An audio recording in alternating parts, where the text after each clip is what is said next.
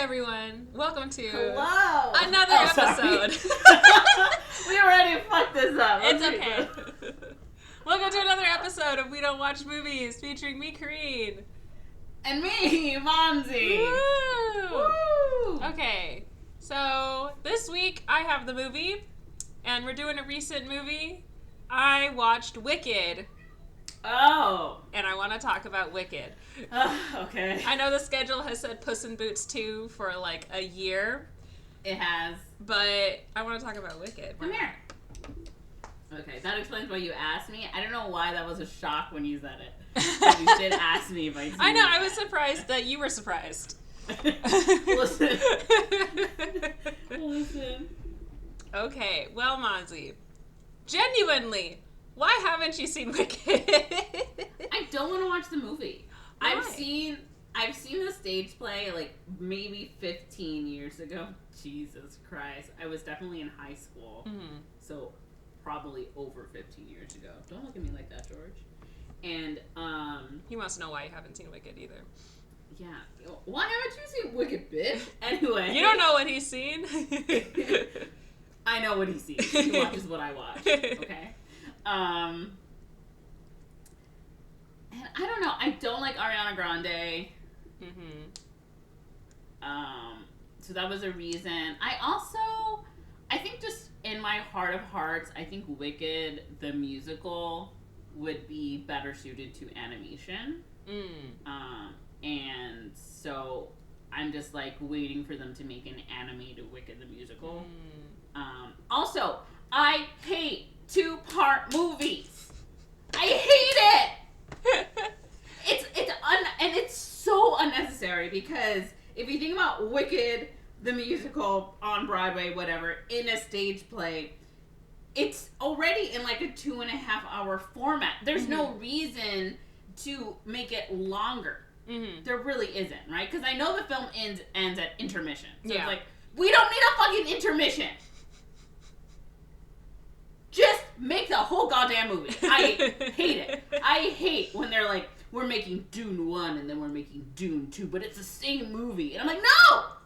Just make one movie. Dune, for sure, could have just been one movie, and the same with the most recent Mission Impossible movie, because it's a part 1, part 2. I'm like, this could have been one movie. I know it could have been one movie. So I hate it. Yeah. I hate it when movies are just like unnecessarily broken up. I mean, they even did that with the Hobbit movies. Like, you didn't need to do that. It was stupid, unnecessary. Like, why? Why? Harry Potter started a trend and it's never gone back. We haven't gotten back. Yeah. Same thing with like when they do the series, when they're like season 5, part 1. Just give me the whole fucking season. Yeah. Just give it to me.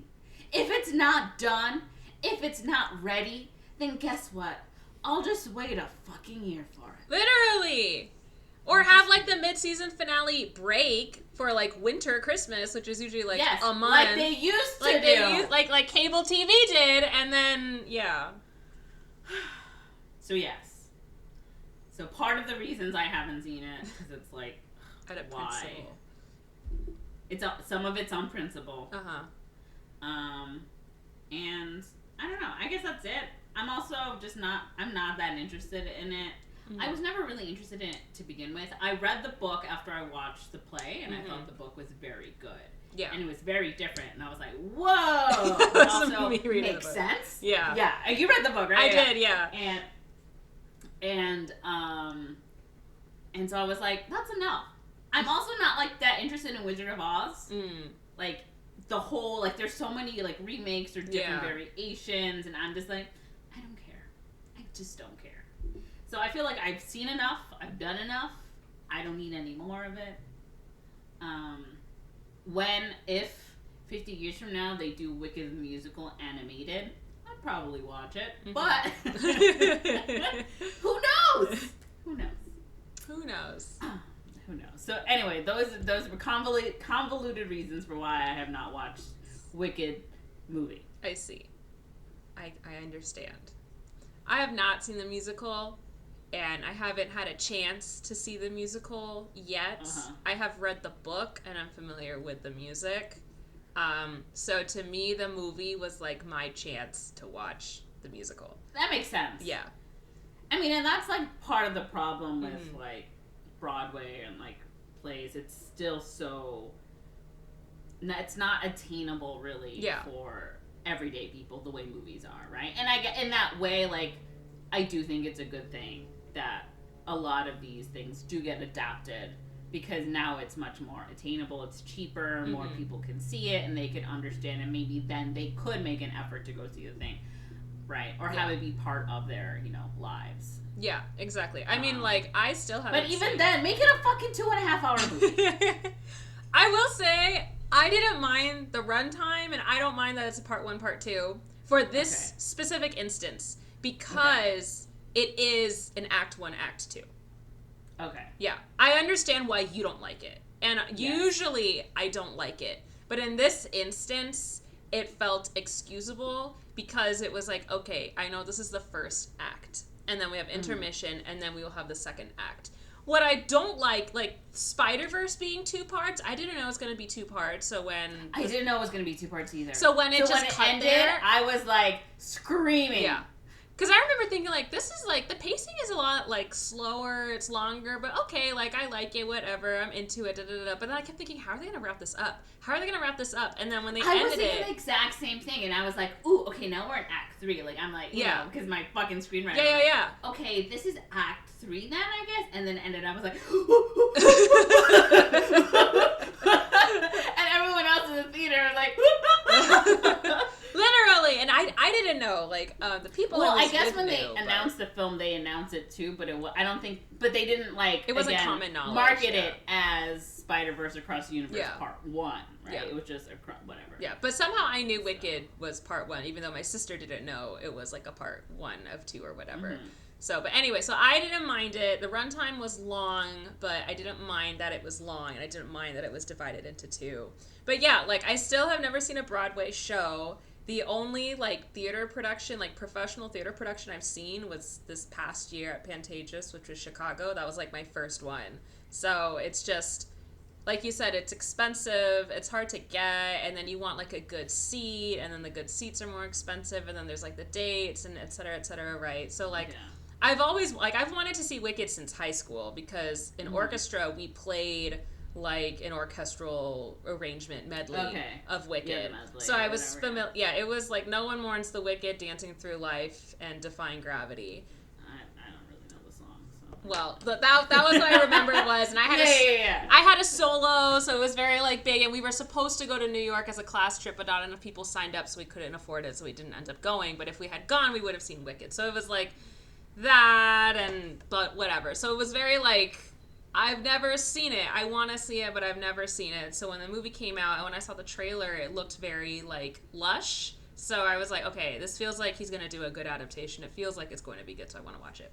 But I did read the book in anticipation of the movie. So that is, like, the one convergence point we have. And the book, yes, is very different. But I am glad I read the book because it made the movie watching experience interesting to me. But anyways. So, I know you've watched the musical. For tradition's sake, what do you think happens? I have a vague memory. And I think because now Wicked's been out, I've gotten some pieces of it again. Yeah. But if memory serves me correct... well, I guess because I've seen the trailer, I know... they're at school. I have no idea anymore. I know, like, the basic general idea is that, like, we're introduced to a young version of the Wicked Witch of the West, I think. Yeah. Alphaba and Glinda the Good Witch. And they are going to the same school together. And I think Alphaba's a much better, like, witch, sorcerer, whatever, magician, magic person, as opposed to Glinda. But Glinda is super popular and beloved, and so there's this tension between them. But I think they start to understand each other, whatever. And I know there's that guy, that popular guy, Fiyero. His name, that's whatever his name is, and know.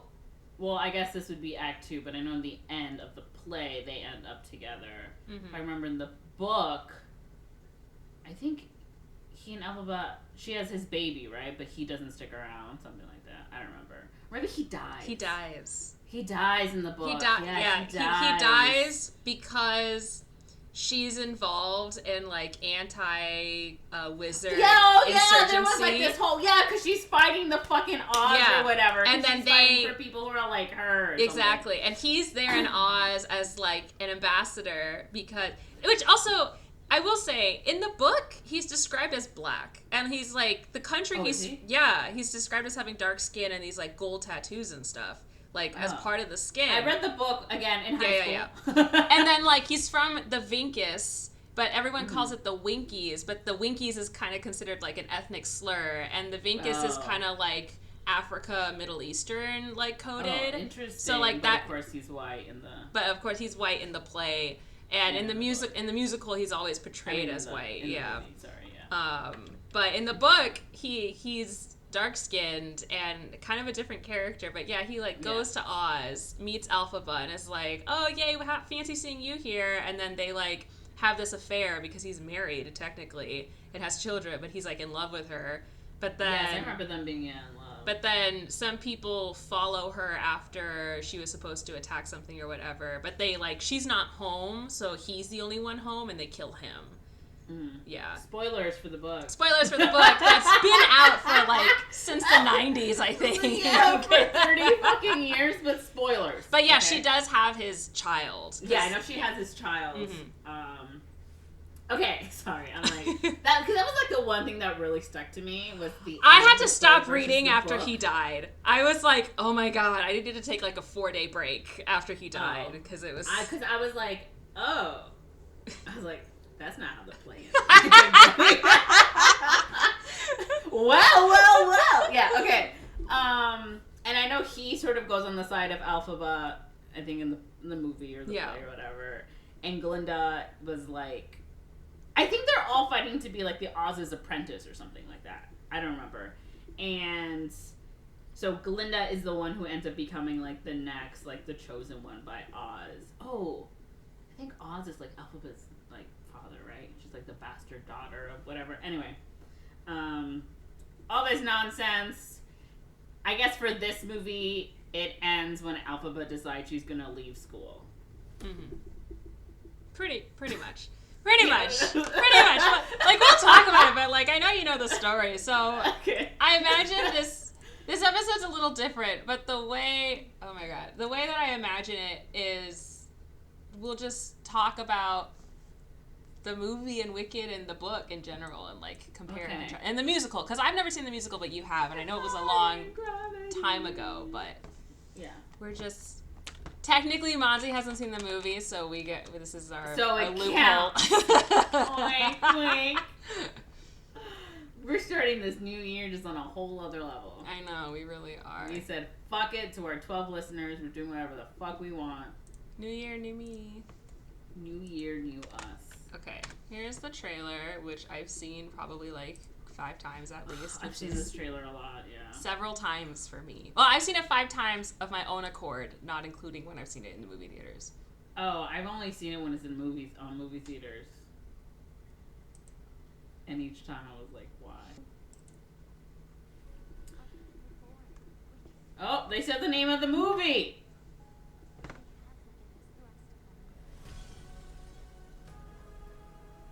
That's the flying monkey.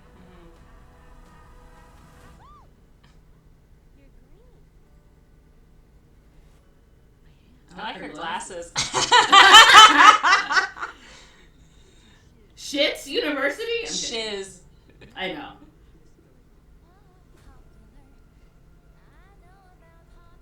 Mika?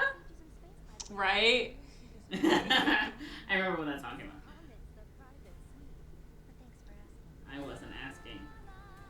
Gosh, she's so annoying.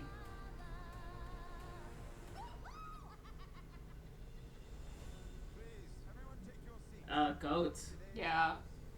Uh-huh.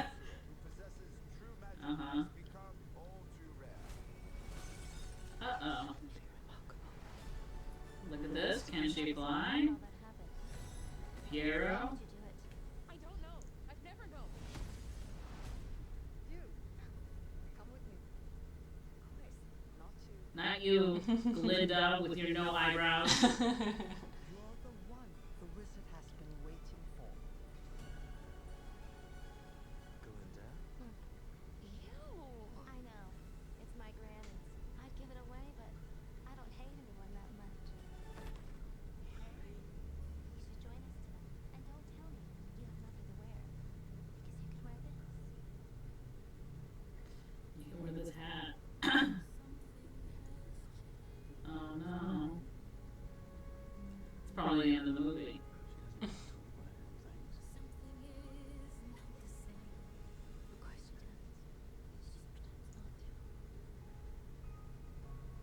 Oh, lesbians? Someone's used to Emerald City. They're lesbians, Harold. Harold, I think they're lesbians. Of course she's coming.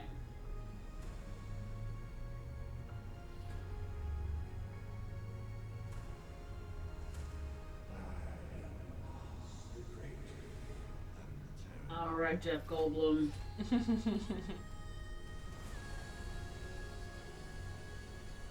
Something bad is happening in Oz. The best way to bring folks together Her bubble. a real good enemy.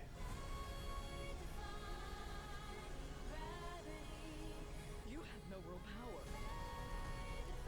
That's why I need you. Don't let her get away! This wicked witch. They said it. They said it. They said she's a wicked witch. They said the title of the movie. They said it at the beginning of the trailer. Oh, I guess they did. Aw, little baby version of her. I'm not afraid. It's the wizard who should be afraid of me. Damn, girl.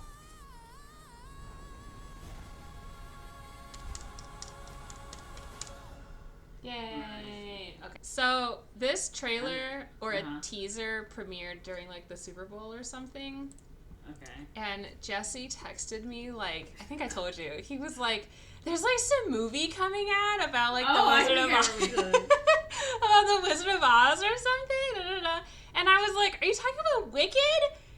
And he didn't know, basically he didn't know that Wicked was about Was a thing? the Wizard of Oh. Oz. Like he knew Oh. about Wicked, but he didn't but he realize didn't know what it was about. it was the Wicked Witch of the Oh. West. Because he was like, they're making like a prequel of the Wizard of Oz with the Wicked Witch of the West or something. I'm like, Jesse, you're talking about Wicked.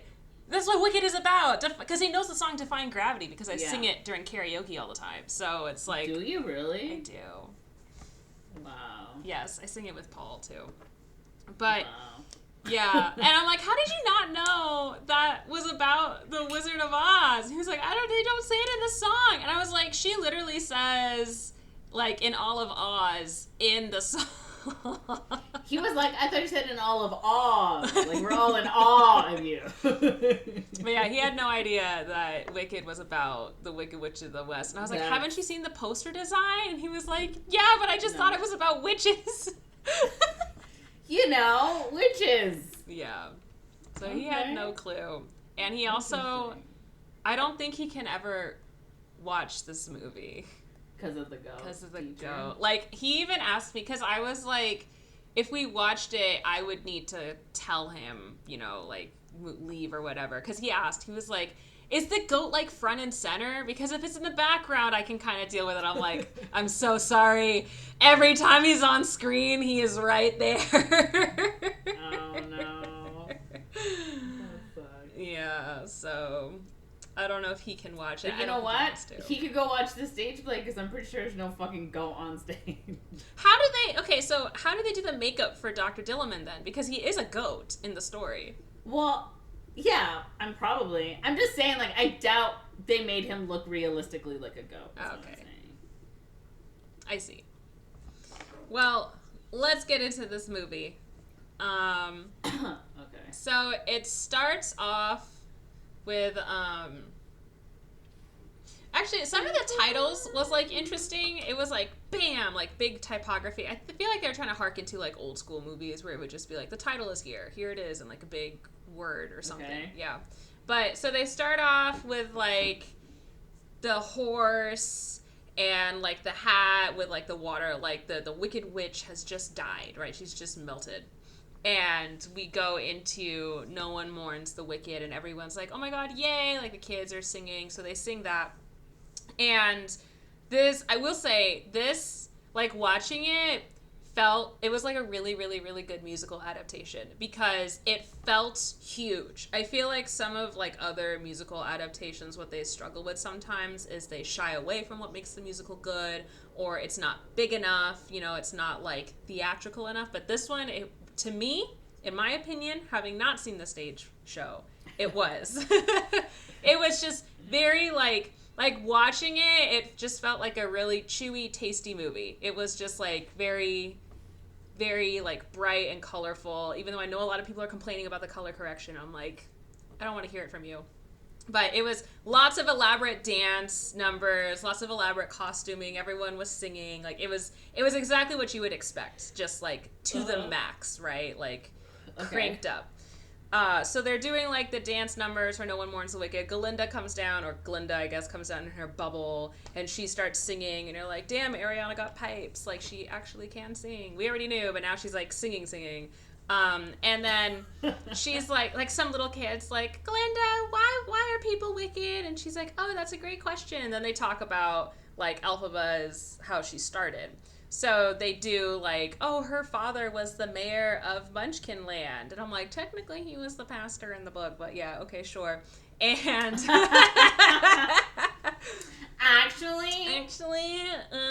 and so they do like, he leaves for a day and leaves his wife, and I love this scene because like she's like says goodbye to him with like in this red dress with like a shawl or something, and she's like, don't worry, I'll be fine with you gone for a day, and he leaves, and she kind of turns, and it feels like one take, and she like turns and she like rips off the shawl and like unbuttons her bodice or whatever and answers the door, and there's like mysterious man with a green bottle there, and it's so obvious when he starts singing that it's Jeff Goldblum. So like what you said, like it's clearly the wizard, like the quote unquote wizard, like that is so he comes in, but the way they shoot it, you don't see his face, which I really like. You see his like cute little hat, like the short hat that they wore back then, and they're like dancing around, and he's twirling her all over the place and everything, and they're like drinking from this bottle, and he's singing and everything, but you never see the front of his face. You see like the side, the corner, whatever, you never see the front.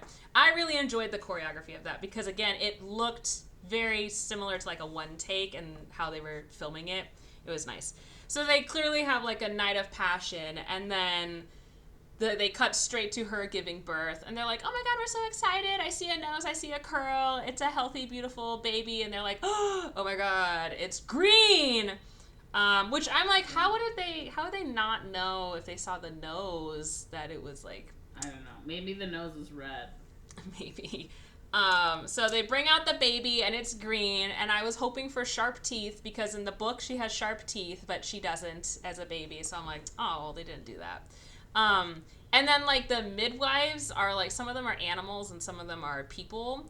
And then her like nanny is like a bear, and the bear takes care of her. And I'm like, I guess it's not quite how it is in the book, but sure. This makes sense in terms of why she cares about animal rights, if she was basically raised by a bear. Yeah. So they do that, and then they're like, oh, that, and she's like, oh, Glinda's like, it must have been hard for her, but that was how she began, she was little green, and her dad wanted nothing to do with her, sort of thing. And then some other girl pops out, and she's like, Glinda, I heard you were her friend, and she says it really accusatory. I'm like, what point are you trying to make? And so Glinda... And Glinda's like, yeah, I mean, I did know her. Our paths did cross. There's this bit where, like, they're torching this, like, effigy of the Wicked Witch of the West. Yeah, okay. And someone hands Glinda the torch, and she, like, throws it in, but then you see her, like, looking kind of morose about it. And it's like, oh, foreshadowing. So then we cut to when she goes to Shiz, and like that's when we get like the title, and then we get like this like nice shot of them going into Shiz, and it looks like a really decked out version of like the Venetian canals in Las Vegas mixed with the Bellagio, but everything's pink.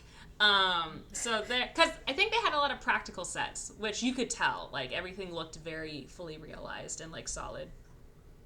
And they sing the Shiz song, and my sister was like, it bothered me so much that the school was called Shiz, and I was like, is it because it made you think of the slang? And she was like, yes! So, but anyways. Slang? Like, the Shiz. Oh. Like the shiznit, like shit, Yeah, but I shiz. got it Anyways, now. yeah. She said it bothered her, and I was like, that's kind of old slang, but okay. So then they're like singing the Welcome to Shiz, a song, and Glinda strikes a pose and then hits like a high note to impress everybody because she's here to make her mark. But her moment is stolen by the arrival of Elphaba because Elphaba is green, and she's like, oh, you're green, and Elphaba's like, I am. And then like obviously, and then she goes, okay, to get it out of the way, no, I didn't eat grass as a child, yes, I have always been like this, and blah blah blah, like her little like precursor stuff. Yeah. But Elphaba's not there to go to Shiz. Elphaba's there to see her sister off, Nessa Rose, who's going to Shiz, and Nessa Rose is in a wheelchair.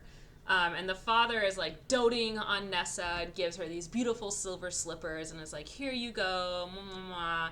And Nessa is like, okay, it's time for me to like do my own thing. I want to be independent. And she like rolls off over to the school, but then her dad tells Elphaba like, go see your sister. I just want you to like help her. Just make sure she's okay. And Elphaba's like, she wants to be alone. And her dad's like, just do as I say. So Elphaba goes over there finally. So she goes over, and she's like just watching at the back of like, I don't know, their opening ceremony or something. And I don't remember why or how she did this, but she does some magic thing. Where, I think someone was like, I remember why. It was because, like, one of the headmistress people or whatever, not Madame Morrible, but some other lady, was, like, trying to roll Nessa Rose to, like, her room or something, and Nessa was trying to be like, no, I can do it myself, and so Elphaba was like, leave her alone, and so she gets emotional, and then, like, she sends Nessa Rose up in the wheelchair and like blows everything all over, and everything's like falling over each other, and like it's this big showcase of magic basically. And there's like this little like circular tableau that cracks, and the tableau originally shows like people as wizards, but then when it falls down it shows the animals. That was the original tableau.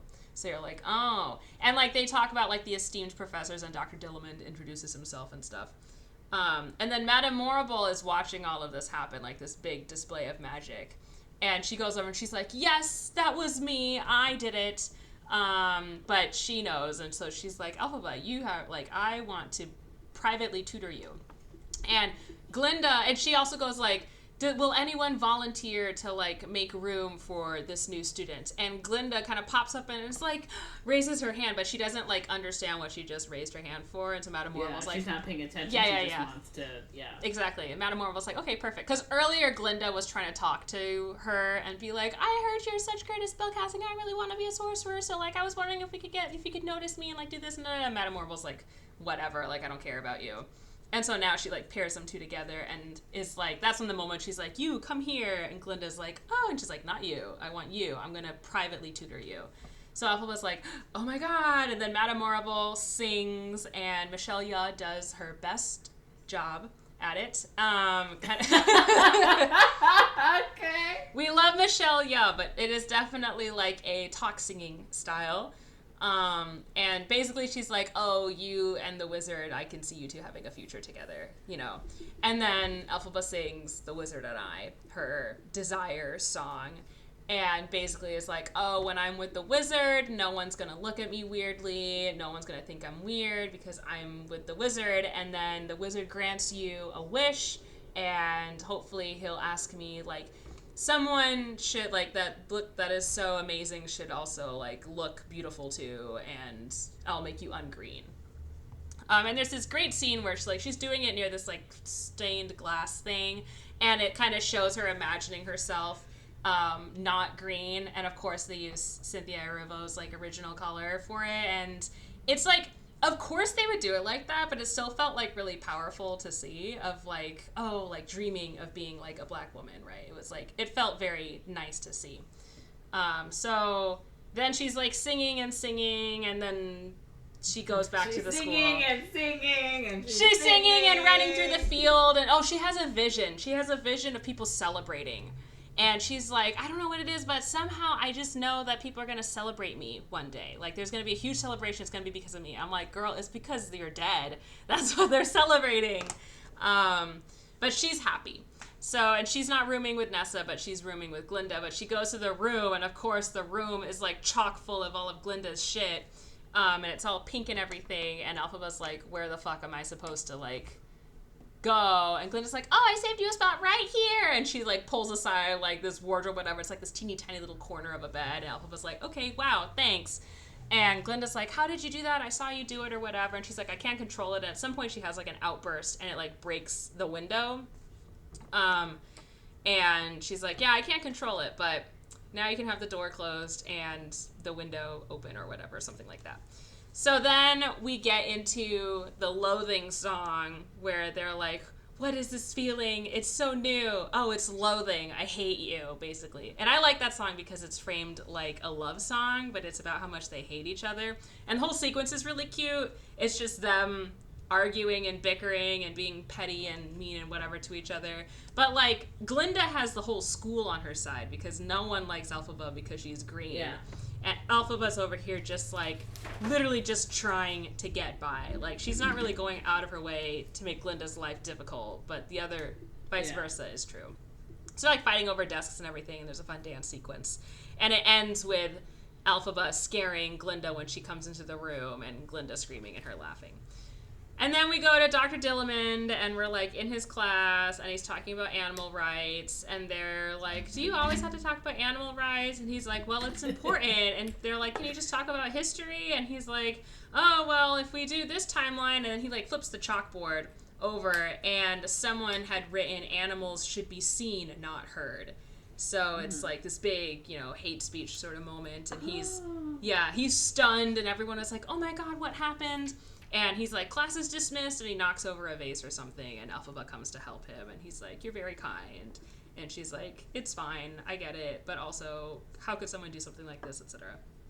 And then later that night, the animal professors, I guess, are having like a secret meeting, and Dr. Dillamond sings, he actually sings this time, some song, which I'm like, why didn't they just let Peter Dinklage sing in the other movie, Cyrano? He can clearly sing if pressed. So, anyways, I was really annoyed with how the parts they gave him in Cyrano. I don't know if he didn't feel comfortable with it or what, but I'm like, there is some singing ability here. I just wish he went for it. But anyways, so he's singing about, like, the animals are losing their ability to talk, and they're becoming more and more oppressed in Oz, and they're not just losing their platforms for speech, but they're actually losing the ability to speak. The ability, yeah. I remember that. Yeah. They were losing, like, their ability. Exactly. Because they're being caged or restrained or stuff, and I'm like, oh, it's like a metaphor for when you are dehumanized and you start to lose your own humanity, etc., right?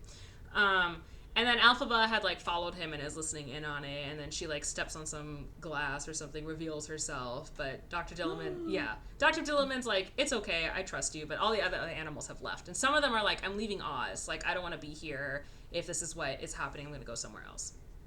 So, they're, like, they sing, like, a song together about, like, something bad is happening in Oz, but then Dr. Dillamond, like, bleats for some reason at the last note, and he's like, sorry, and she's like, it's okay. And then... Oh, yeah, because he's also losing his magical ability. Yeah. And she has, like, a vision of him in a cage. So that's also what's been, like, frightening her. Okay. Yeah. Of, like, oh, they're going to cage him. So then the next day, Fiero arrives, and he, like, runs into her on his talking horse. Which is, the juxtaposition was kind of interesting because, like, the animals are just talking about, like, the animals are losing their ability to speak and we're losing our rights. And then in comes Fiero with his, like, high British talking horse that sounds like Hugh Grant almost, or, like a blustery sort of English guy. And I'm like, okay, clearly this guy's not bothered.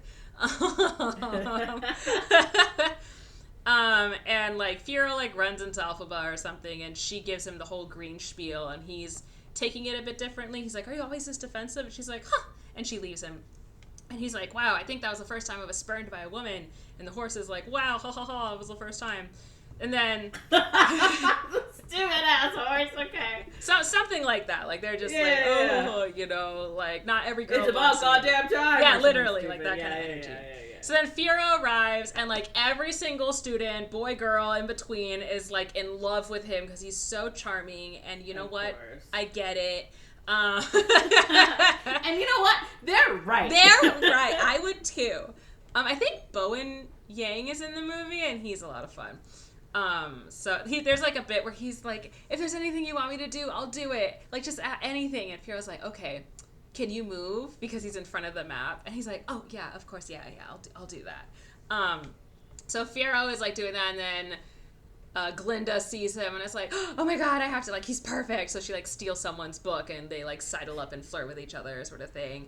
And somehow he ends up in the library and they do the dancing through life sequence where basically he's like, why do you need to study? Like, who cares about schools? I've been kicked out of, like, a billion schools. Like, they don't teach you anything. Life is about having fun. You're so cool, Firo. Yeah, he's like, dancing through life. That's what it should be about. So they have this really cool dancing sequence. This song is, I didn't realize how long this song is on the track. It's like 10 minutes on the track. But yeah, it's like a really long sequence of events with this song. And Alpha was in the library trying to study. And of course. Yeah. She's like, shut the fuck up, you idiot. Literally, she's like, oh my god, I can't even study here. And her sister is there too. And then there's this munchkin guy called Bach. And in the books, he was like a playmate of Alphabuzz, and he actually recognized her. So that was like a point of tension for a bit, but then she helps him try to get with Glinda because he has a crush on Glinda, sort of thing. And he still has a crush on Glinda here, and he wants to go to the dance because Firo's like, let's go to the Ozdust ball, let's go dancing, let's go to the club. And Bach wants to go with Glinda, and Glinda's like, oh, you know, I would say yes, but you see that girl, and she points at Nessa Rose. She's like, oh, she's so tragically beautiful. Like, if only someone would ask her, you know, that person would be my hero. And then he's like, oh, I can ask her. And she's like, oh my god, you do that for me? And he's like, I'll do anything for you. So he goes over to Nessa, and Nessa already thinks he's cute. Like, she already thinks he's like a cutie pie or whatever. So he asks her, and she's like, oh my god, yes, yay! And then she, like, goes to her sister, and she's like, oh my god, that munchkin boy just asked him, and he said that Glinda told him he should ask me. Glinda encouraged him to. Isn't she so nice? Oh my god. Oh yeah, and then Glinda earlier, like, Dr. Dillman can't pronounce her name. Her name's, like, Galinda, but the goat can't say Ga. He just says Galinda. So, and they're being microaggressive about it. Anyway, so then she's like, oh my god, Galinda's great. Isn't that amazing? Like, she, you know, she set this up, and, like, oh, she's so nice. And Alphaba's like, and she's like, stop it. She's being nice to me. And it's like, okay, fine, whatever.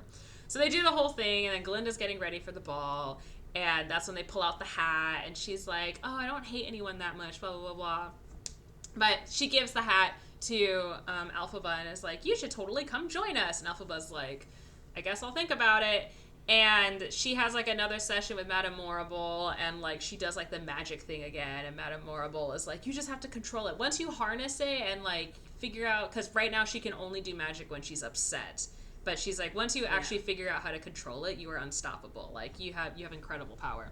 Which, again, interesting, because in the book, Alphaba actually had zero interest in sorcery. She was more interested in the animal rights sort of stuff, and, like, history and that sort of thing. And Galinda was actually more into the sorcery thing and did that a lot more. Alphaba wanted nothing to do with magic because her dad was a preacher. But anyways, so digression. So they do the ball thing, and then Alphaba is like, well, Galinda did this nice thing for my sister, and now she gave me, like, a hat, and she seems to, like, think it actually goes well with me, and she's invited me to this thing. Maybe she's not so bad. So, oh my god, no. Yeah, so she asked Madame Morrible for a favor. So now we go to the club, and everyone's, like, dancing, and it's, like, this whole footloose moment. Okay. Also, Fiero's, like, dancing choreography is so horny, but I love it. It's, like... I was really into it. My mom said it was weird, but I was like, no, I'm into it. It's, like, what they were trying to do with the Cats Jason Derulo scene, but this time it was successful. I've never seen that movie. So. You haven't seen Cats? No. We haven't talked about how you haven't seen Cats? Surely we've talked about Cats. I don't think so. Oh my god. Okay. Noted. So anyway, so they go to the I don't need us to do a cat They episode. They go to the ball. Because I already know everything I need to know about that movie. We're good. Okay. Anyways, they go to the ball, and it's not really the ball. They go to the club, and they're dancing. They're having a fun time, and then Madame Morrible shows up, and Glinda's like, "Oh my god, what are you doing here?" And she's like, "I'm here because I love to party." Michelle Yeoh's breaking it down on the dance floor. Yeah, exactly.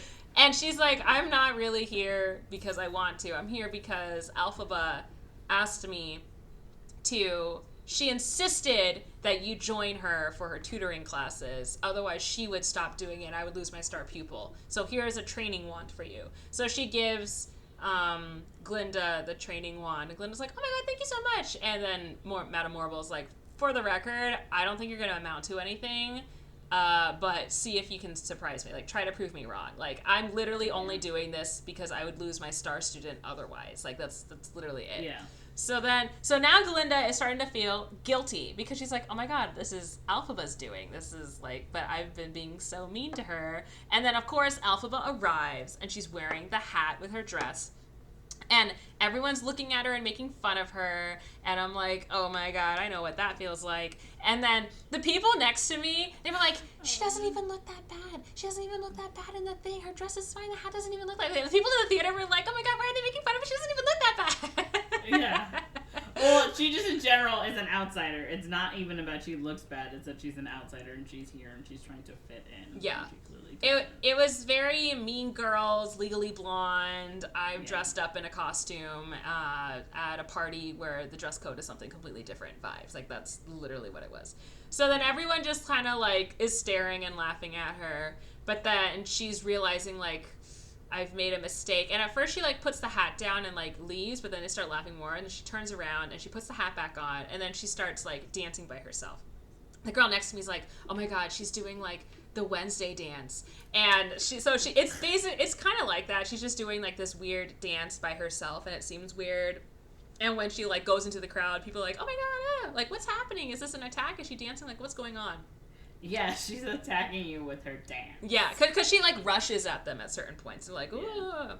And of course her sister ain't doing anything either. Like, earlier, Bach had been like, "Nessa, I have a confession to make." She's like, "I know, you only asked me out because you felt sorry for me." And he was like, no, that's not it. But then he looks and he sees Glinda, like, making out with Fiero because Fiero was like, "You want to go to the dance with me?" And she's like, "Well, I'm free." And he's like, "You're perfect." And she's like, "You're perfect." So anyways. So then Bach's like, "Well, she doesn't like me anyway, so you know what? Yeah, I am going to dance with Nessa Rose." He's like, "No, you're beautiful." And they're like, "We're meant for each other," whatever. So they're dancing. But of course, this sister doesn't do anything when her own sister's getting yelled at. Or not yelled at, but laughed at. But Glinda feels so horribly guilty because she should, as she should. She joins the dance. So she starts doing the dance that Alphaba is doing, and her friends are like, "What are you doing?" She's like, "I'm making it right." And then you realize the dance is meant to be done with someone else because it looks less crazy when you're doing it with, like, another person. So they do the dance together, and then the other people, through the power of Glinda's popularity, start... Popular? Yeah, they start doing the dance too. And they have this emotional hug moment, and then now I guess Alphaba and Glinda are friends. So then Glinda is like, they're like having this kind of slumber party sleepover moment or whatever, just in bed and talking. Glinda's like, "I have a secret. Me and Fiero are getting married." And Alphaba's like, "Wow, that was fast." She's like, "Oh, he doesn't know, but it's gonna happen." And then she's like, "Now you have to tell me a secret." No, that's not how that works. Yeah. And then Alphaba's like, "No, I don't want to tell you a secret," or whatever. And then Glinda's like, "Oh my god, I gave you a really good one." And then she, like, throws herself on the bed. Oh, she asked about, like, the bottle. So then Alphaba keeps, like, a green bottle under her pillow. And she said it belonged to my mother. And it's the bottle we saw from the very opening scene. Yeah. And then the secret that Alphaba tells Glinda is that her sister is handicapped because of her. Because she said, like... "Oh, because I came out green, my parents were so scared when my mom got pregnant, they didn't want my sister to end up like that, so they had the mom eating this type of plant every single day, but then one day she, like the baby came early, and then that's why Nessa Rose can't walk. So she said, so it's my fault that my sister is like this. And also my mom died giving birth to her. And Glenda's like, oh my God, no, that's not your fault. It's the plant's fault. Like, how could you blame yourself? That's not your fault at all. Blah, blah, It's your blah. mom's fault. Yeah. It's for having an affair with the creepy Oz and drinking green magical booze. It's her fault for sleeping with Jeff Goldblum. Yeah. Yeah, but who You should could blame her? Every woman who has ever slept with Jeff Goldblum. Who could blame her, though? It's I Jeff guess, Goldblum. I guess Anyways. that's true. If he looked like he did in Jurassic Park. Even if he looks like the way he looks now, he's aging. You know, honestly, yeah, he still looks very good. I don't know if it's plastic surgery or filler or just that's natural. He looks great. He looks great for his really age. good. He looks better as he gets older, arguably. Like, he is really aging like a fine wine. He's the definition of a silver fox. Anyways, so good at any age. So oh my goodness. he just is. Like, the more you think, Okay. Anyways. So then she sings the popular song, and it's like, I'm gonna make you my new project. And Alphaba's like, you really don't have to do that. So they sing the popular bit, and she's flouncing around in her pink dress, and they have a moment where she's like, oh, pink goes well with green. She puts the flower in Alphaba's hair, and she's like, oh yeah, you're so beautiful. And then Alphaba like can't stand it, so she leaves. And then Glinda just keeps singing. And then of course. Yeah. And then they are back in class again for plot reasons, and Dr. Dillamond is like, it's my last day teaching because Oz has decreed that it's no longer legal for animals to teach. And he can't even finish his class because the police come in and take him away. And Alphaba's like, what? Oh my God, what is happening? Is no one going to do anything? And they're like, sit down, Alphaba. And then the new teacher comes in with this cage, and it's like the baby lion cub, and he's like, we've invented the cage. Everyone's like, it's the Cowardly Lion. And I'm like, I know, just it. And so it's obviously the Cowardly Lion. And they're like, now what happens? I think if we keep animals in the cage forever, they will never develop the ability to speak, which is basically what happens in the book. They try to have that theory, but then Alphaba is so upset, and she like has these poppy flowers or something, but then she spins them around and everybody falls asleep except for Fiero. So she and Fiero grab the cub and they like leave. And at first Alphaba's like, I thought you didn't have any principles. And he's like, yeah, well, you're changing my mind about things. And he's like, how come I didn't fall asleep? And she's like, I don't know. And then they kind of have like a moment, but I'm like, this moment feels like it's coming out of nowhere. I don't know what y'all are doing. And then Fiero leaves, and then Alphaba starts singing, I'm not that girl. And I'm like, when did you think you would be that girl? Like, when was this happening? Like, you had one moment, and you're touching his face. Like, there's not... You went from distaste for him to suddenly you have feelings for him in, like, 2 seconds. It's sort of the same thing in, like, the play. Is it? It's not well developed. Okay. It sort of just comes out of nowhere, I felt like. And so I think that's probably why the same thing happens here. I see. Because in the book, it felt more... Even when they were in school, it felt more developed. Yeah, in the book, it's definitely much more. I think because, I don't know, if just, like, story-wise, and, like, again, for a play, you only have so much time. In the book, I mean, you can write forever, right? Like, yeah.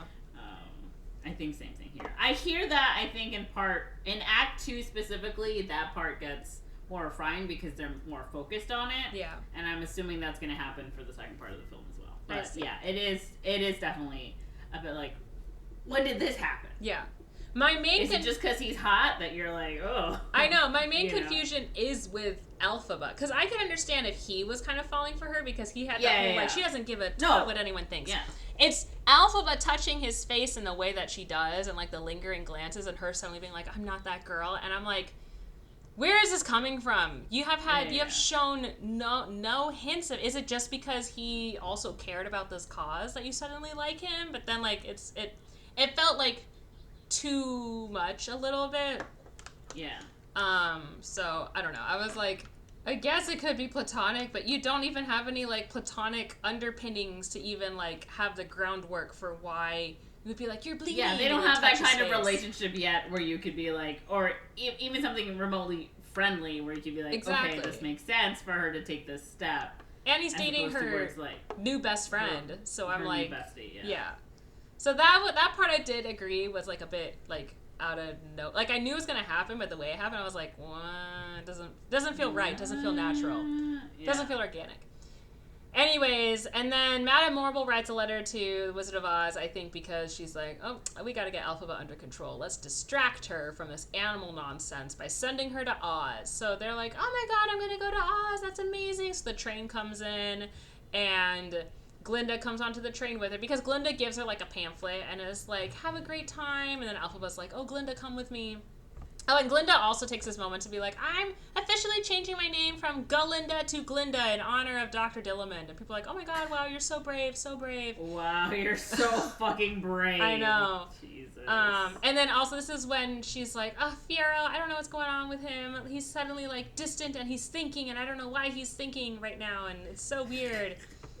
And it's like, uh-oh. I hate a man who thinks. Yeah, literally. She's like, himbos only. So then they go to Oz, and then it's like one short day in Oz they sing, and it's like this nice, again, production of them in Oz, the Emerald City. And then they go in, they're like, the wizard will see you now. So they go in, he does like the big face thing, and it reminded me a lot of the original Wizard of Oz, where like, you know, they're scared and running around, whatever. The framing felt very similar to it. Mm-hmm. And then he comes out and he's like, oh, Elphaba, it's you, Elphaba. And Jeff Goldblum's his way out into their acquaintance. Classic. In his Jeff Goldblum way, he ambles out, stammering and stuttering, but being very effortless and charming. Elphaba, is that you? Yeah, literally! It's like, I didn't know. It was into the face and stuff. It was so hard to see you, but wow. Such a good impression! So good to see you. Wow. Thanks for coming here. And this must be unexpected visitor. Anyways, so then he has his song, and he has like this cute little like diorama thing of Oz, and he's singing, and they do like some shadow play, and it's very vaudeville, which makes total sense for his character. Yeah. And he's singing, I'm a sentimental man, I just want to be a father. And I'm like, well, you are her father, but no one else knows that right now. But it's obviously you. And he's just singing this kind of like, I don't even know, like this nonsense song about like, oh yeah, Elphaba, I'm gonna like help you, I'm gonna be like your father figure, etc., whatever. We're gonna help Oz together. And so they ask her to prove herself, and she's like, what do you mean I have to prove myself? They're like, just do some magic. So they ask her, they bring her, before this they had shown like a play of how the wizard came to Oz and how they knew he was a wizard. And we get our Idina Menzel, Kristen Chenoweth cameos as the fairy Lurlina, which I was like, oh my god, the fairy Lurlina, like from the book, and also it's Kristen Chenoweth and Idina Menzel. You've never watched the fucking play! But I know they're in it! I've listened to the original cast recording enough times to still be hyped. Okay.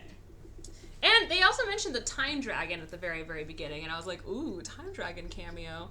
Anyways, and so they're singing about, like, oh, Oz came from the sky because, like, the fairy Lurlina is, like, they made this book, but no one could understand the language, and then Oz came and he could read it. But he's just saying Omaha over and over again, and they're like, oh my god, he can read the book! He must be a wizard! So they put Elphaba in front of the book, the Grimoire, and they ask her to read it, and they're trying to see like what spell she should do, and then the wizard is like, oh well, Chistery, my monkey bodyguard here, like looks at the birds and sometimes wishes he could fly, so maybe we could do a flying spell. So she's like, okay. So she starts. She creates the flying monkeys. Yeah. So she starts doing the flying spell. And it gives Chistery wings, but it hurts him a lot. And it was pretty distressing to watch, not gonna lie, because he's, like, clearly in so much pain. And then she gets upset watching him, and then you realize that, like, she didn't only give him wings, she gave all the monkeys wings. That's how powerful she is. And Madame Marvel's like, oh my god, this is amazing! And they're like, yeah, now we have spies. And Elphaba's like, spies? And it's like, oh, well, surveillance, just to, like, check on things. She's like, and don't worry about it. And don't worry about it. He's like, did I say spies? I meant flies, like that movie I was in. Anyways. The Fly? Jeff Goldblum? Anyway. Rips his head off. Oh my god. Very, plot twist! Very different movie. I would be screaming at that point. I would be screaming too. Ew. So then she's like, oh my god, wait a minute, you have no real power, and this is not, you guys are behind the animal thing. And he's like, yeah, but you know, if you want to unite people, you gotta give them a good enemy, and where I come from, the animals don't even talk, and blah, blah, blah, blah. And she's like, oh my god, and Alphaba's like totally disillusioned. So she runs away, and Glinda's like, just hear them out, Alphaba. And I'm like, bitch, what are you, the feds? Like, you have no spine whatsoever. Bitch, what are you, the feds? Because she's just always like, well, just hear them out, Alphaba, hear that it's gonna be okay, like, maybe they, like, know something, da, da, da, da. I'm like, girl, you ain't got no morals or ethics to stand on. So then they sing Defying Gravity.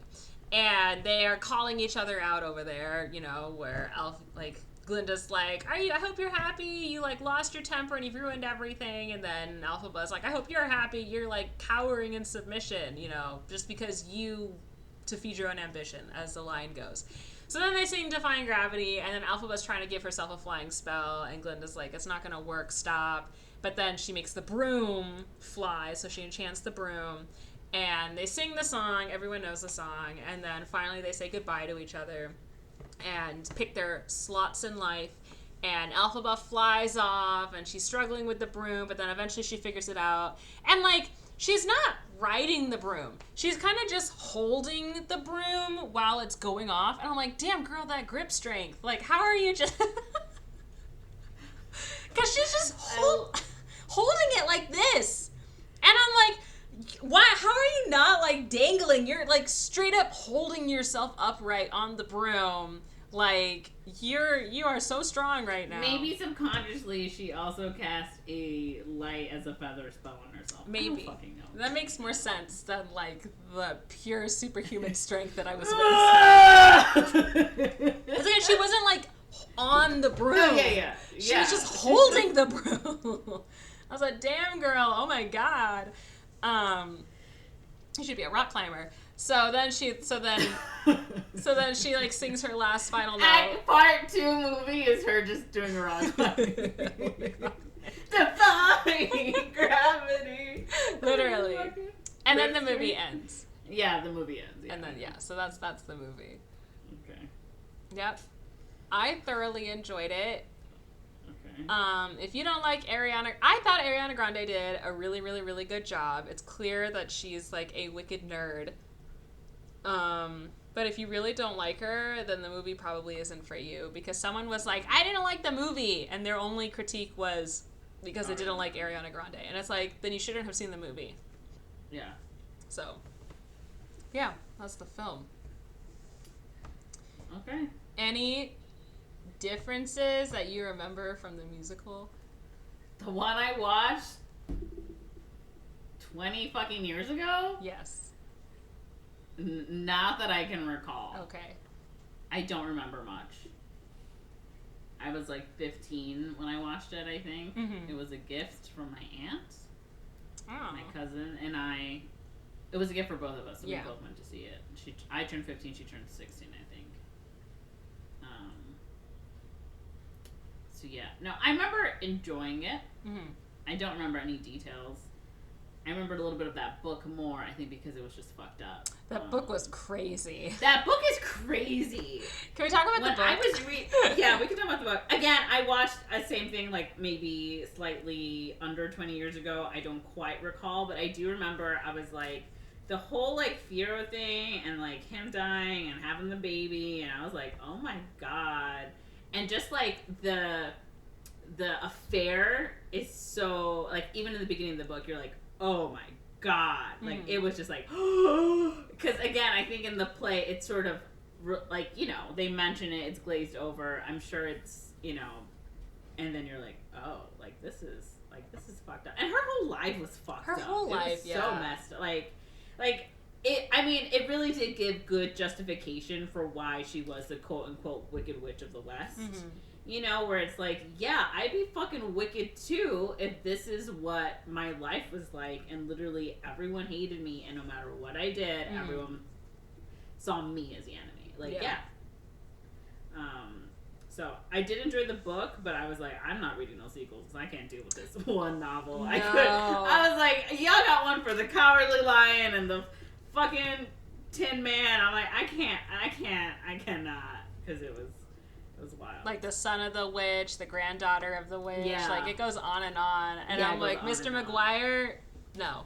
No, thank Kudos you. to you, but like Not for me. Because the book is also, it's written in it's very dense. It's a big book. Yeah. It's so big. There's so much, and it goes deep into, I guess, the world of Oz, Yeah. which the Wizard of Oz, like the book itself, doesn't go too deep into. I Mhm. think, which is why we're allowed to explore it in Wicked and these books in a way that, I don't know, is different than what we are become accustomed to. The original author did write like a billion Wizard of Oz books. Yeah. Yeah, that's true. He did. yeah, I think the Wizard is the first one. Or something. Yeah, because there's like Ozma of Oz and that whole scenario, which we saw. We had a couple episodes of on DVD because I think in Japan or something there was like some co-production of Wizard of Oz, and it went into Ozma of Oz and all that stuff. So I've seen some of like the extended lore of Wizard of Oz and like TikTok and them trying to find Ozma and all that stuff, but.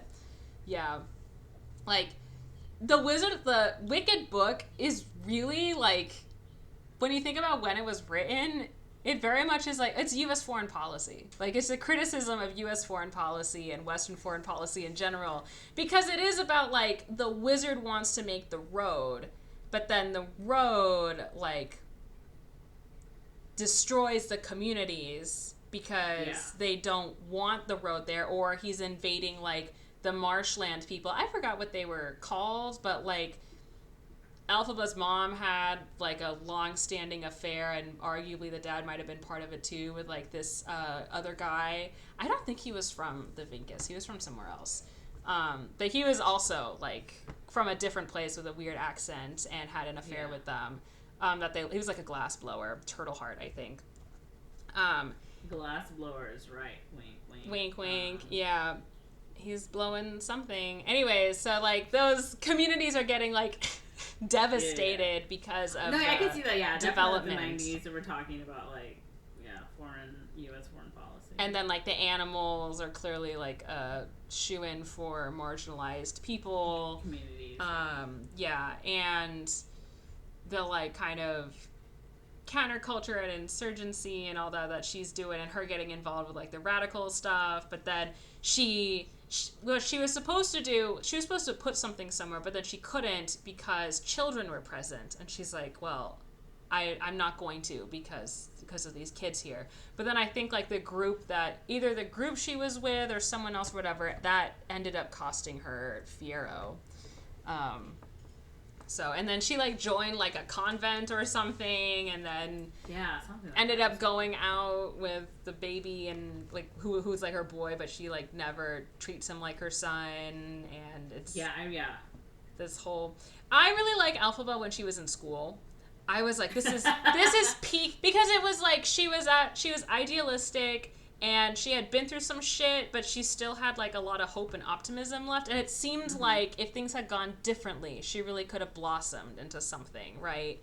But then because of what happened and her personal ideals and the route she decided to choose and everything, she ended up going down this path. Like, if anything was going to stop her at any point, it would have been there. But then Madame Morrible also put that, like, horny spell on them to be like, we're having this conversation, and I know that your, like, nanny witnessed me killing Dr. Dillamond, but I'm going to say that I put a spell on her to make her crazy, and she's going to die, and also, no, you didn't see me, and if you try to tell anybody, then this and this. Like, she puts, like, some weird spell on them, and it's like, you're all going to be agents of Oz, and there's nothing you can do about it, basically.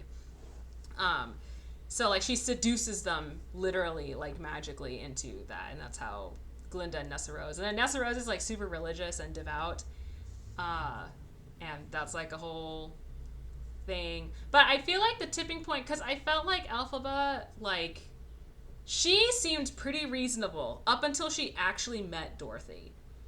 And at that point, I was like, okay, now you're just going down, like, the crazy slide really fast, and I don't know, like... I think part of it is because now you're meeting with canon, so it's like, there is this fixed plot, what can we do? Yeah.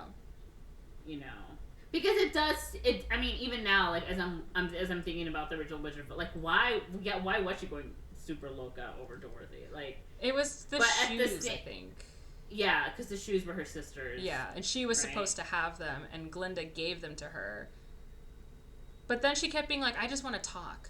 Like, I just want to talk, Dorothy. Like, just give me the shoes and you can be on your way. But I don't know. Yeah. I mean, I think it's at that point where it's like she has experienced so much that that's sort of what broke the camel's back. Yeah. Like, I'm sick of it. Like, this. So it's not even about the shoes. It's about all the fucking trauma she's experienced in her life. Yeah. Culminating in the final. Like, thing. Yeah. So. But yeah, the book is good. It was just weird and very long. It's just too much. And I think it takes like that cynical, dark turn. Yes. Where if you're in the world of Wizard of Oz, like, you're not really expecting it. Mm-hmm. So it is a bit like oh my god, you know, it was very shocking. Yeah. Especially if you haven't even read any of the extended universes, you said, and you just sort of know from maybe the original story or, you know, Judy Garland movie. You know. So. Yeah. Also, there's been a lot of conversation on the color correcting of Wicked. I haven't watched the videos because I don't want to waste my time with it. But I feel like I've seen people complaining about why Wicked looks like that. Look, why does Wicked look so dull? But in my opinion, I don't think the color grading is that bad, and I don't think it's dull at all. Well, based on the trailer, I wouldn't... Like, I don't know how to phrase this. So, I definitely agree it's vivid. Yeah. Right? Like, the colors are very vivid. But I don't feel like if we're thinking about the original Wizard of Oz, it's very colorful, and I feel like based just on the trailer that I've seen, I feel like it focuses on like a gradient of colors and it doesn't really go from there. You know what I'm saying? Like, the colors that are there are vivid and they're bright and but it's not like I'm experiencing the entire rainbow. You know what I'm saying? Just because from the trailer, that too was something I was like, I don't like the colors because it just felt like I'm in this pink and green. Like, that's all we were experiencing. Like, this is it. Like, yes, it's bright. Yes, it's popping. Yes, it's there. But I'm only in this gradient. I'm not experiencing all the other colors of the world. Interesting. That's the way I see it every time I saw the trailer as well. That I was like, it's just this color. Yeah. And yes, it's like bright, but, you know, I don't know. That's the way I see it, just from what I've seen from the trailer. I haven't seen the film, so I can't go out there and say, okay, I see what you mean. I feel like, so these people are complaining about the color grading. They said it looks too dull. But, and I hear what you're saying. Yeah. But I still felt like, maybe this is a controversial hot take, and maybe I'm wrong. But it doesn't matter. But I didn't mind the color because it felt like to me it felt very lush. It felt very vibrant. It felt very colorful, especially in comparison to a lot of the films we get nowadays. Everything is very gray and very desaturated and very boring. But then, so in comparison to today's films, this movie felt very, very wow, colorful, popping, like, etc. But it didn't feel like I was in a, like, animated world. Like, it wasn't, like, Speed Racer levels of color grading, which is almost, like, too much. Like, it wasn't Dr. Seuss. Love Speed Racer. I know. And, like, for Speed Racer, the color made sense, but it was, like... Yeah, because it's an adaptation of, like, an anime. Everything is, like, 100% saturation. And it's almost too much. Like, it's overwhelming. You don't know where to focus, and it doesn't feel grounded in reality because it's not it's a stylistic choice, right? And so there's like that. But with this one, I didn't mind it, but I've seen a lot of people comparing it to the original Wizard of Oz, and being like, see, the original Wizard of Oz was so much more colorful, etc., etc. And in my opinion, I feel like you can't really compare these two things because they're trying to accomplish two different things. Because you could have that color grading, but they chose not to because they still wanted to feel like a fully realized world. Like, it felt like a real location. It felt like, oh, if they, like, created this as a theme park, it could exactly replicate what I'm seeing on screen because the colors looked grounded in reality. Whereas in the original Wizard of Oz, this is, like, their first color movie, and it's Technicolor, and they're, like, they want everything to be, like, popped out to the max, you know? Yeah. Because for maximum impact, right? It's, like, dull gray reality to... If we're going to show you color, we're going to show you color. Everything is going to be color to the max. And I don't even know what color correction they even had back then. So, in my opinion, it's two different versions. Because one of them is trying to, like, give you the most fantastical fantasy. Like, it doesn't look like real life because real life doesn't look that vivid. It is being even more than real life. It's color, but more than color, right? It's color plus. It's supposed to make you like color plus. Well, it would be like the first time we go to a 3D movie, right? It's supposed to be like right? That's what they were intending to do. This, we already know the Wizard of Oz IP. So this, it's more about like, how do we make this feel really grounded and like its own thing? Like, this is a real place with real characters. We're trying to give you an immersive thing and make it feel like you are part of the world. So in my opinion, that's why the coloring is more like subdued, but it's not even that subdued in my opinion, because compared to a lot of the other films we're getting, you know, it's not that subdued compared to it. So I don't know. I see people trying to do, like, recolors of it, and I'm like, the recolor looks worse. I hate to tell you. Like, sometimes more saturation is not the best. So, like, here, I'll send you one. Oh, okay. Or no, I'll just share my screen so you can see it. Okay. Yeah. It's too much. I see. Oh, did you see it? Yeah. I saw it for 3 seconds. Hold on, let me put it back up there. I feel like it's too much. The one on the bottom is the recolor. Yeah, I figured that one's the recolor. Okay. Maybe a middle ground. I see what you mean. The way I'm viewing it is a bit like when you watch a Western and there's like that orange tint. Mm-hmm. To me, watching the trailer felt like there was just a tint to everything. Yeah. That I can see why some people are saying this is dull or whatever. Yeah. But it also feels, just looking at the original frame, like there's not a lot of shadow to the lighting. Yeah. Like, there's some deep shadow, like, over here, but I can see, especially because, again, they are choosing a color, and, like it's sort of monochrome in that way, like, here's pink and here's every shade of pink, right? Mm-hmm. So, because there is no shadow, really, like, it's hard to see, I think, those defining features. I agree this edit does not look good. Yeah.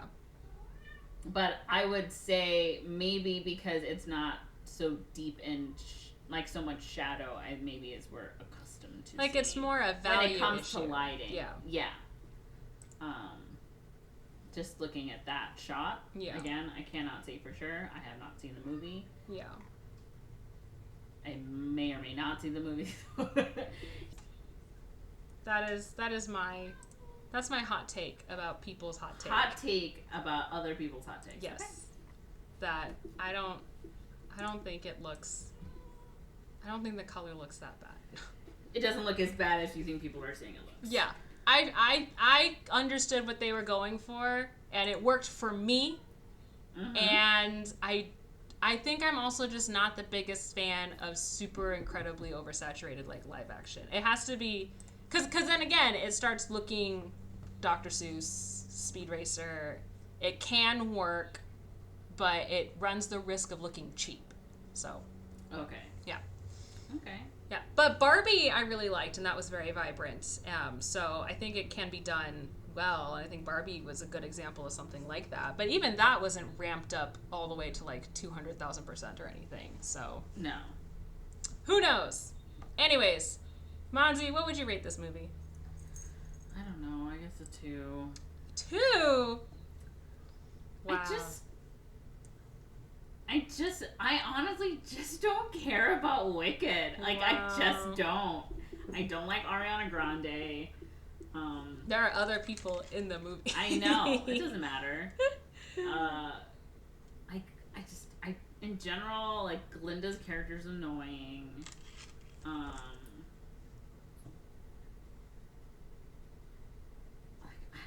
I don't know. I'm just not into it. I'm sorry. I look like I've disappointed you, It's okay. but I just know what I like, and I that's already knew I not wasn't it, gonna yeah. like it, and it was not it. Yeah. And that's okay. It is okay. Thank you. You're welcome. I'm Appreciate affirming you don't have to like this movie just because I Thank like you. it. Yeah. Okay. I just wanted to talk about it to someone. I know you did. I'm glad we can have these conversations. Yeah, I'm gonna get to. Just not that into it. It's exactly what I expected it to be. No surprises, which I guess when it comes to an adaptation, like that That's is what sort you of want, a good thing. Right? It's not like Cats. Although people have said Cats, the movie musical, is an accurate adaptation, which I think says more about Andrew Lloyd Webber's Cats than it does about the film itself. Yes. Although some strange choices were made when it comes to the film. It's truly just how it looks. I think Yeah. they screwed the pooch on the aesthetic, but everything else is fine. And some of the casting. I think some of the casting is not the best. But so, I mean, I don't know. I guess that's my take. Okay. I gave this movie a 4.5 out of 5 stars. Of course you did. It was exactly what I expected, and Exactly which is what I wanted. And I had pretty high expectations. So, Okay. and again, this was my first time viewing Wicked. I'm hoping for the Mamma Mia effect, where like first I was very familiar with the music, and then I watched the movie and I was like, wow, this movie's actually really good. And then I watched the musical and I was like, oh my god. So that's like Oh my god! yeah, so next is... It keeps getting better and better. Exactly, and better. exactly. I'm like, if I'm going to eventually watch the musical, I need to watch the movie first. So then when I watch Yeah. the musical, I'm not disappointed. It's not- I'm like, you're not. elevated even further. That's what I did with Chicago, too. Although I think I liked the movie Chicago a little better than the musical. I like the play musical Chicago more than the movie. Mm. The movie just gives me the songs, which is what I just play sometimes in the background. I think I get more... Because I love the music from Chicago. Yeah. I'm not too hot on the story, so I think seeing Oh. the Broadway production is better just because I'm like, You already don't you know. like the story. yeah. Yeah. So for me, it's I don't know. I feel like watching the play Chicago, I don't know, gives it something else that the movie just gives me too much plot. Then I'm like, I don't care enough Right. about the plot to where I can watch the play and be like, this is exactly what I want. See, Which is just I singing like and them for the dancing, totally... And they're like, Yeah. yeah. My preference And you're is probably for the correct. complete opposite reason. Yeah. So, because I was so used to the movie and like getting that plot, and I don't mind the plot. Yeah. So I'm like, oh, okay, this is the story, and I'm getting like the character moments in between. And then when I watched the musical, I was like, oh, it's just the singing. It's just the singing and this and this and this and act and act. It's just that. And I was wondering if there would be a little more than that, which I still really, really, really enjoyed it. And then they had some extra bits that obviously weren't in the movie, like the audience interaction, the orchestra, and all that was really fun. And the production of it, because it's Fosse, but I preferred the movie a little more for that one. But I preferred Mamma I think Mia because the I third don't like the characters one. in Chicago. I don't like Roxy Hart. I don't like what's her name. But I love all their numbers. Like, I love all the songs. I love all the dancing. I love the theatricality of it all. So to me, I prefer the play over the movie. I see. But just really I like play the acting. movie sometimes just so I can listen to the songs. I will like plot. I'll like forward to it and then go to like okay, forward. Okay, like yeah. I think it's not so much I like the characters. I just like Renee Zellweger in that role. Oh. And I like Catherine Zeta-Jones in that role. And I like Richard Gere in that role. So I like watching them in those roles. So, I can see that. yeah. Yeah. okay, interesting. I respect that. All right. Monze, where can they find us? Oh my god, you can find us on Instagram at We Don't Watch Movies Pod. Uh-huh. Or you can find me, Monze, on Instagram at Magic Monster. Corinne, where can they find you? You can find me in Wyoming. I'm kidding. Well, not actually. But you can find me on Instagram at Corinne is Korean. And I will be in Wyoming, which means we will have a brief hiatus after next week. Or I like how I'm learning about this right now. you've known about this, I thought. I didn't know what the hiatus. Sorry, I was And I really kind excited. of forgot when you told me you were going to be in Wyoming. Hold So. on. Oh yeah, this is the last episode before my hiatus. What? So we had one episode for the new year. So yeah, so this will be our last episode for a brief hiatus. We will be back. We should be back February 14th on Valentine's Day. Wow. We should pick a romance movie for that. Oh my god. Yeah. Okay, anyways, bye. Bye.